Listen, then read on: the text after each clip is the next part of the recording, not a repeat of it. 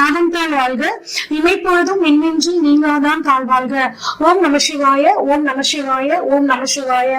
குரு பிரம்மா, குரு விஷ்ணு, குரு தேவோ மகேஸ்வர, குரு சாட்சாத் பரம்பிரம்மா தஸ்மை ஸ்ரீ குருவே நமக.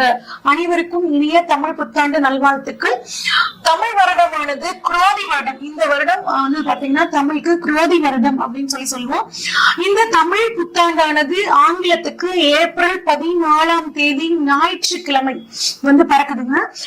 பிறக்கக்கூடிய நட்சத்திரம் அப்படின்னு பார்த்தோம்னா திருவாதிரை நட்சத்திரத்திலையும் மிக அருமையான முருகனுக்கு உகந்த ஷஷ்டி திதியிலையும் இந்த தமிழ் வருடம் பிறக்க போகுதுங்க. இது அற்புதமான வருடம்.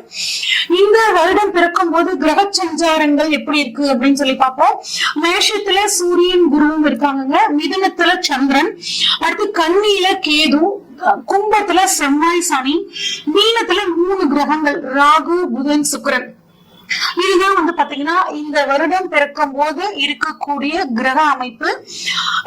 இந்த வருஷம் பாத்தீங்கன்னா குரு பயிற்சி அப்படிங்கிறது வந்து இருக்குங்க. எப்ப திருக்கணிதப்படி அப்படின்னு சொல்லி பார்த்தோம்னா குரு வந்து 30/4/2024 அன்னைக்கு சித்திரை 17ஆம் தேதி மேஷத்துல இருந்து ரிஷபத்துக்கு பயிற்சி ஆகிறார்.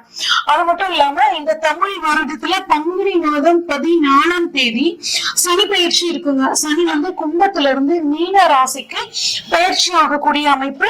அது மட்டும் இல்லாம இந்த வருடம் பங்குனி மாதம் 14ஆம் தேதி ஒரு விசேஷமான ஒரு நாள்ங்க. ஏன் அப்படின்னா 6 கிரக சேர்க்கை அந்த நாள்ல வந்து நிகழ போகுது. என்னென்ன கிரகங்கள் அப்படின்னு பார்த்தோம்னா சூரியன், சந்திரன், புதன், சுக்கிரன், சனி, ராகு அப்படின்னா வந்து பாத்தீங்கன்னா 6 கிரகங்கள் இந்த நாள்ல வந்து ஒரே ராசி மீன ராசியில வந்து நிகழ போகுதுங்க. இந்த மாதிரி அமைப்பு மறுபடியும் 2070 தான் வந்து நடக்க போகுது. 1962 வந்து பாத்தீங்கன்னா 8 கிரகங்கள் வந்து ஒரே ராசியில இருந்துச்சு. அதுக்கப்புறம் இப்ப நமக்கு இந்த வருடம் வந்து பாத்தீங்கன்னா இந்த வருடத்துல பங்குனி மாதத்துல 6 கிரக சேர்க்கைகள் நிகழ போகுதுங்க. இதனால நிறைய உலகத்துல நிறைய மாற்றங்கள் வந்து நிகழக்கூடிய ஒரு அமைப்பா இந்த வருடம் குரோதி வருடம் இருக்க போகுது. இந்த வருடத்துக்கான பொதுவான பலன்கள் என்ன அப்படின்னா வியாபாரத்துல ஒரு நல்ல முன்னேற்றம் இருக்குங்க. கல்வித்துறையில புதிய புதிய சீர்திருத்தங்கள் வரப்போகுது. பத்திரிகை துறையில இருக்கவங்களுக்கு ரொம்பவே நல்லா இருக்கும்.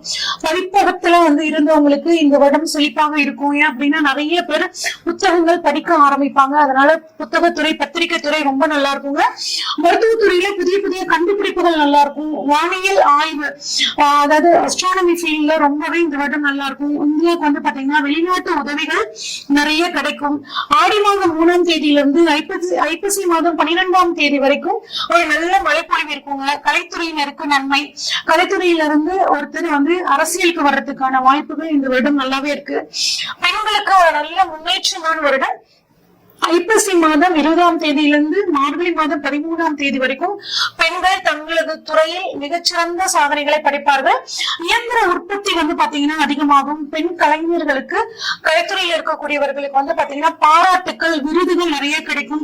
ஆஸ்கர் அவார்டு மாதிரியான அவார்டுகள் உயரிய விருதுகள் வந்து அவங்களுக்கு கிடைக்கிறதுக்கான வாய்ப்புகள் நிறையவே இருக்குங்க. அடுத்து வெளிநாட்டு பொருள் ஏற்றுமதி இறக்குமதி தொழில் வந்து பாத்தீங்கன்னா ரொம்ப நல்லா இருக்கும். மக்கள் கிட்ட வந்து கண்ணில கேடு இருக்கிறதுனால மக்கள் கிட்ட தெய்வ பக்தி ஆன்மீக விஷயங்கள்ல வந்து பாத்தீங்கன்னா நாட்டம் அதிகமாகும். ஆனா விஷ காய்ச்சல் ராகு மீனத்துல இருக்கிறதுனால விஷ காய்ச்சல் மூலியமாக வந்துட்டு சில தொந்தரவுகள் வரும். ஆனா அதுக்குரிய மருந்துகள் வந்து சரியா கண்டுபிடிக்கப்பட்டு அந்த வியாதிகள்ல இருந்து வெளிவரத்துக்கான ஒரு சூழலும் கிடைக்கும். ஏன்னா மருத்துவத்துறை சூப்பரா இருக்க போகுது. புதிய மாவட்டங்கள் வந்து பாத்தீங்கன்னா தமிழ்நாட்டுல பொறுத்த வரைக்கும் நிர்வாக வசதிகளுக்காக பிரிக்கக்கூடிய ஒரு அமைப்புல இருக்குங்க. அடுத்து வந்து கம்ப்யூட்டரோட விலை, அதுக்கப்புறம் தொலைத்தொடர்பு சாதனங்களோட விலை வந்து கொஞ்சம் உயரும். ஆன்லைன் பிசினஸ் வந்து ரொம்ப நல்லா இருக்குங்க. ஆனா ஆன்லைன் மோசடிகளும் அதிகமா நடக்கிறதுக்கான வாய்ப்புகள் இருக்கு. பணத்தை இன்வெஸ்ட் பண்ணும்போது ஆன்லைன்ல கொஞ்சம் கவனமா இன்வெஸ்ட் பண்ணிக்கிறது நல்லதுங்க. விவசாயம் நல்லா இருக்கும். விவசாயம் சார்ந்த மதிப்பு கூட்டு பொருட்களுக்கு நல்ல ஒரு விலை கிடைக்குங்க. விளையாட்டு துறையில இந்தியா வந்து மிகச்சிறந்த சாதனையை படைக்கும். இது வந்து பொதுவான பலன்கள்ங்க.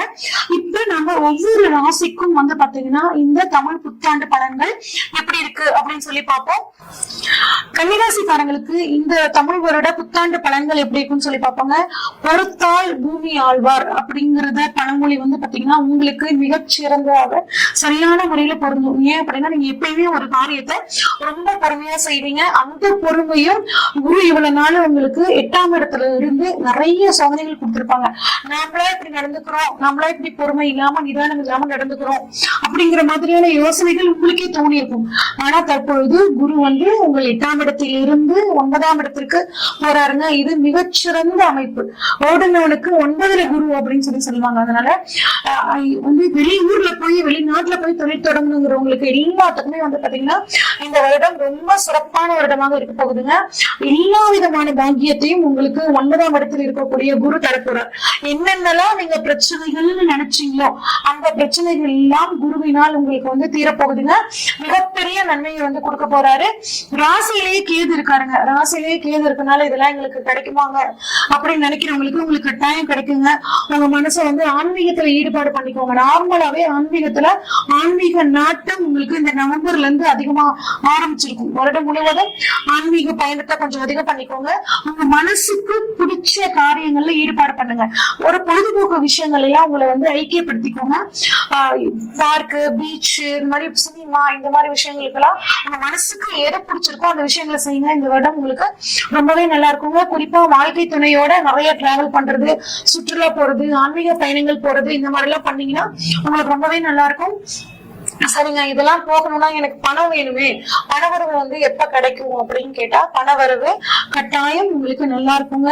ஏன் அப்படின்னா 2ஆம் இடத்தை வந்துட்டு சூரியன் பார்வைப்படுதுங்க. 11ஆம் அதிபதி லாபஸ்தானாதிபதி சந்திரன் வந்து பாத்தீங்கன்னா 10ல இருக்காருங்க. அப்ப சூரியனோட பார்வை பணவரவுக்கான ஸ்தானத்துல வந்து படுறதுனால அரசாங்கத்தின் மூலியமாகவும் தந்தை மூலியமாகவும் உங்களுக்கு பணவரவு வர்றதுக்கான வாய்ப்புகள் ரொம்பவே நல்லா இருக்குங்க. அது மட்டும் இல்லாம சந்திரன் அம்மா வழி சொத்துக்கள் கிடைக்கிறதுக்கும் உங்களுக்கு ரொம்பவே நல்லா இருக்கு.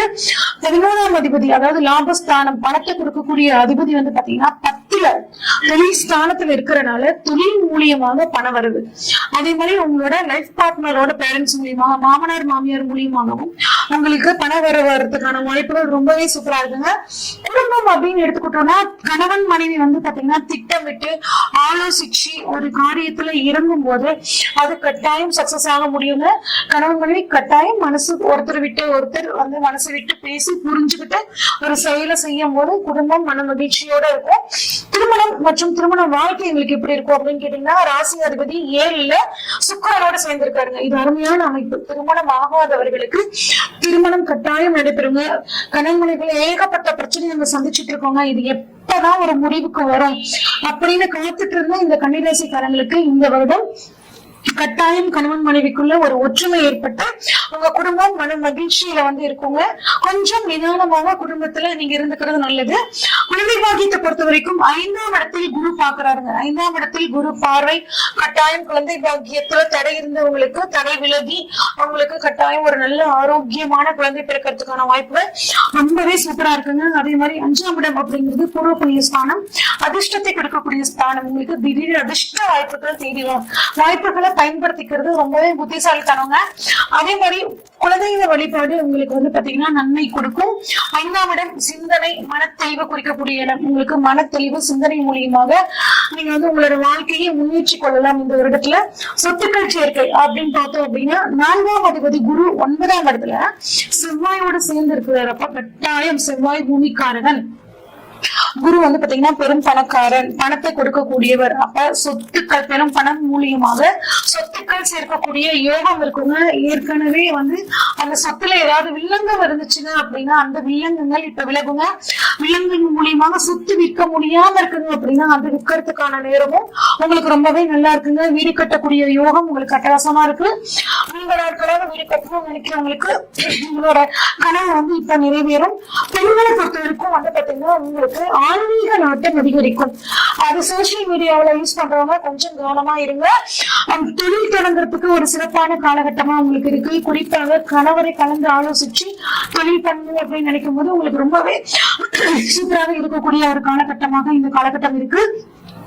ஆரோக்கியத்தை பொறுத்த வரைக்கும் வந்து பாத்தீங்கன்னா கொஞ்சம் ரத்தம் வந்து அதிகப்படியாக வரதுக்கான உணவு முறைகளை நீங்க வந்து ஃபாலோ பண்ணிக்கணும். அதிக சத்து, அதாவது மாதுளம்பழம், பீட்ரூட் அந்த மாதிரியான உணவுகளை நீங்க ஏற்படுத்திக்கிறது உணவுல வந்து எடுத்துக்கிறது வந்து பாத்தீங்கன்னா ரொம்பவே நல்லதுங்க. தாயோட உடல் ஆரோக்கியத்துல கொஞ்சம் கவனமா இருங்க. ஃபுட் செக்அப் வந்து பண்ணிக்கிறது ரொம்பவே நல்லது. உத்தியோகத்தை பொறுத்த வரைக்கும் வந்து பாத்தீங்கன்னா கட்டாயம் வேலை கிடைக்கிறதுக்கான வாய்ப்புகள் ரொம்பவே சூப்பரா இருக்குங்க. அரசாங்க உத்தியோகம் கிடைக்கிறதுக்கான வாய்ப்புகளும் ரொம்பவே நல்லா இருக்கு. வேலையில இருக்கிறவங்க ஒரே ஒரு தாரக மந்திரத்தை வச்சுக்கோங்க. இன்னைக்கான வேலையை நான் இன்னைக்கே செஞ்சு முடிச்சிருவேன் அப்படின்னு நீங்க முடிச்சிட்டீங்க அப்படின்னா தொழில் உத்தியோகத்துல உங்களுக்கு ரொம்பவே நல்லா இருக்குங்க. தொழிலை பொறுத்த வரைக்கும் வந்து பாத்தீங்கன்னா 10ஆம் இடத்துல சந்திரன் இருக்காருங்க. 10ஆம் அதிபதி புதன் வந்து பாத்தீங்கன்னா உங்களுக்கு 7ஆம் இடத்துல இருக்கு. இது வந்து ஒரு நல்ல அமைப்பு தாங்க. குறிப்பா உங்களோட வாழ்க்கை துணைய உங்க தொழில வந்து இன்வால்வ் பண்ணீங்க அப்படின்னா கட்டாயம் உங்களுக்கு ஒரு நல்ல முன்னேற்றம் இந்த ஒரு வருட பீரியட்ல இருக்கும். குறிப்பாக உணவு தொழில் இருக்கவங்களுக்கு, ஏற்றுமதி இறக்குமதி தொழில், பூ காய்கறி வியாபாரம் பண்றவங்க, சாஃப்ட்வேர் ஃபீல்ட்ல, கம்யூனிகேஷன் ஃபீல்ட் இருக்கவங்க, ஆடிட்டிங் அக்கௌண்ட்ஸ் இந்த துறையில இருக்கிறவங்களுக்கு எல்லாம் இந்த வருடம் ரொம்ப சூப்பரா இருக்க போகுதுங்க. வெளிநாட்டு வாய்ப்புகள் கிடைக்குங்க. கலைத்துறையில இருக்கிறவங்களுக்கு நன்மை கிடைக்க போகுது. குறிப்பாக கலைத்துறையில் இருக்கக்கூடிய பெண்களுக்கு மிகச்சிறந்த நன்மைகள் இந்த வருடம் கிடைக்க போகுதுங்க. உங்களுக்கான பரிகாரம் அப்படின்னு சொல்லி பார்த்தோம்னாங்க, கொண்டக்கடலை மாலை வந்து நீங்க தட்சிணாமூர்த்திக்கு சாத்துறது, சாட்சி வழிபடுவது ரொம்ப நன்மை பயக்கும். துறை தானம், உளுந்து தானம் பண்றது நல்லதுங்க. மாற்றுத்திறனாளிகளுக்கு பருப்பு சாதம் தானம் பண்றது மிகச்சிறந்த நன்மை அளிக்கும். விநாயகர் வழிபாடும் சிவ வழிபாடும் உங்களுக்கு நல்ல யோகத்தை கொடுக்கும் இந்த வருடம். இதுவரைக்கும் நம்ம பார்த்த அனைத்துமே வந்து பாத்தீங்கன்னா பொதுவான பலன்கள் தாங்க. உங்களோட சுய ஜாதகத்துல கிரகங்கள் எங்க இருக்காங்க, குறிப்பா வருடக்கோள்களான குரு, ராகு, கேதுக்கள் எங்க இருக்காங்க, இதையும் கோச்சாரத்துல இருக்கக்கூடிய கிரக அமைப்பையும் வச்சு பார்க்கும்போது துல்லியமான பலன்களை எடுக்க முடியுங்க. உங்களோட ஜாதகத்தை இப்ப என்ன பலன்கள் நடக்குதுன்னு நீங்க தெளிவா தெரிஞ்சுக்கணும் அப்படின்னா ஸ்கிரீன்ல தெரியுற வாட்ஸ்அப் நம்பருக்கு உங்களோட ஜாதகத்தை அனுப்பிச்சு வைங்க. ஃபுல்லா உங்களோட ஜாதகத்தை ப்ரெடிக்ட் பண்ணிட்டு உங்களுக்கான கைடன்ஸை கொடுக்குறேங்க. நன்றி, வணக்கம்.